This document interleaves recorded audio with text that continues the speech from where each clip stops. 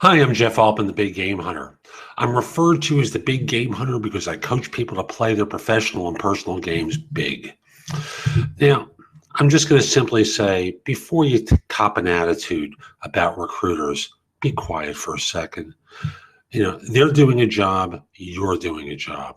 They're the messenger for employers, and I know you don't like the message. And you castigate all recruiters as being incompetent because they can't find you a job. I got it. And you think they're all rude because they don't get back to you. I got it. I don't care. This is about the fact that recruiters fill jobs, and how do you get on their radar screen? So I want to differentiate. There are agents and recruiters. I'm going to treat an agent as being someone who's responding to your resume because you're sending it to them, or acting on a resume that you send to them, versus a recruiter who's out there aggressively looking for people. And as such, if you send them a resume, it's completely irrelevant to them. They're doing searches for particular jobs. You're sending a resume to them just because you want to send a resume to them, and they don't care. You're a waste of their time. Got it? So let me start off by recruiters are out there trying to find people who are not aggressively looking for work. So they're not searching job boards. They're not responding to resumes that are just sent in out of the blue. What they're looking for are particular types of pedigrees and skill sets that fit a particular client of theirs. And throwing a resume over the transom to them like a hand grenade, hi, incoming resume, and expecting them to respond is a waste of everyone's time, because they don't care that you are out there looking for a job. They're trying to fill a position. So how do you find these firms that are out there doing search, and they are searching? They are not, collecting lots of stuff. So number one is you want to become visible. So yes, we could start with talking about your LinkedIn profile, but that's really a minor thing to them.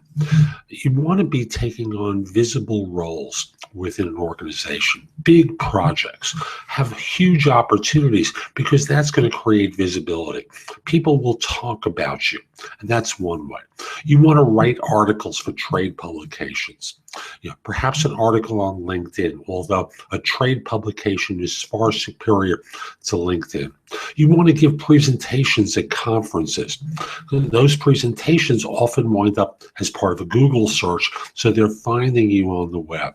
You want to be active in trade and professional associations and be an expert source for media. You're starting to roll your eyes, I'm sure. But I'll tell you, media is looking for people that present well, who are knowledgeable in their field. I'll use myself as an example. I've been interviewed, I obviously host podcasts. I do video for YouTube, but that wouldn't be enough. I'm starting to appear on other people's shows, a guest on podcasts. I'm doing radio interviews. I'm writing columns for other publications other than my own blog. So being an expert, how do you do that? You subscribe to a service like HARO, H-A-R-O, that's Help a Reporter Out, as the abbreviation for it. Or perhaps look at a site like radioguestlist.com. They're going to try and upsell you on a premium package, but initially just take a look and see what's available to you as a regular subscriber for free. I want you to be active in your community. Maybe serve as a guest lecturer or an adjunct at a university or community college. Teach a course online. Develop your presence. I mentioned LinkedIn, but don't neglect Twitter and Facebook. There are groups on Facebook, for example, that you can join related to your profession. And again, develop your own website or blog to demonstrate your thought leadership. Make sure it's SEO optimized. Same with your LinkedIn profile. Your LinkedIn profile has to be SEO optimized, which translates into what are the search terms that someone might use to find someone like you. All of this is going to help recruiters find you, so that when they have an opportunity available, there's going to be a knock on the door. I'll skip the knock on the door. I'll just do the visual. a knock on your email door or a phone call to you where they say, "Hi, I'm so-and-so. I'm doing a search for a client. I'd like to talk with you. Could I get 15 minutes with you?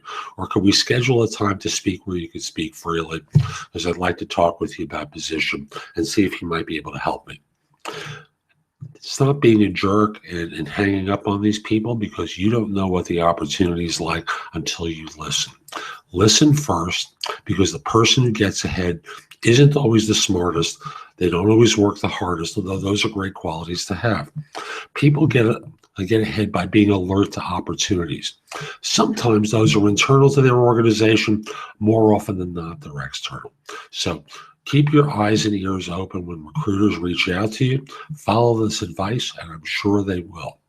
I'm Jeff Altman. Hope you found this helpful. My website is thebiggamehunter.us. There's much more there that you can watch, listen to, or read to help you find work. And if we are connected on LinkedIn, send a connection request to me at linkedin.com/IM/thebiggamehunter. Last point I want to make, real simple one. Instead of going through this search alone, at my website, look for the tab that refers to coaching. I'd love to help you in your search, especially if you're doing executive levels search right now. You need advice, you need help, you don't have the time to sort things out. Reach out to me, schedule some time to speak. I'd love to help you. Hope you have a great day. Take care.